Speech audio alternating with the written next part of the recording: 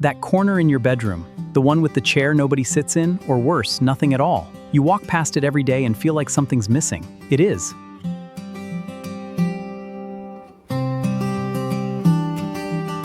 Most people ignore that corner because they don't know what to do with it. I'm going to show you exactly what to do, and none of it requires a renovation. Step 1 is the chair. Everything else builds around it. How? Get this wrong and nothing else fixes it.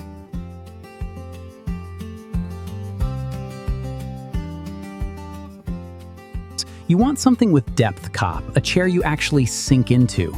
Velvet, buccal, deep seat linen, not a desk chair.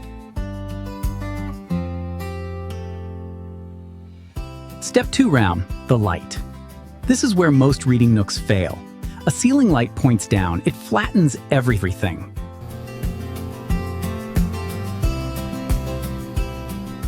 $2,700K again. Same rule as the bathroom, same reason. Warm white light makes the whole corner feel intentional. Cooler light makes it feel like a homework station.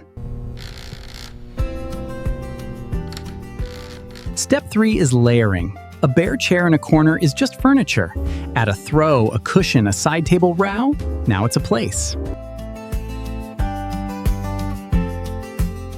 The throw does two things. It adds texture and it signals to your brain that this seat is for rest. Your brain is very literal about these things. Give it the visual cue. Step 4, one living thing.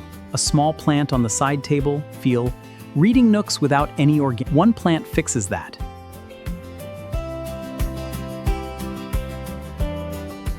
Most people leave it blank.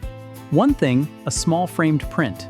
A single shelf with 3 books on it anchors the whole corner visually. Now the corner has layers, something to sit on, something to read by, something alive. That's not decorating, that's designing.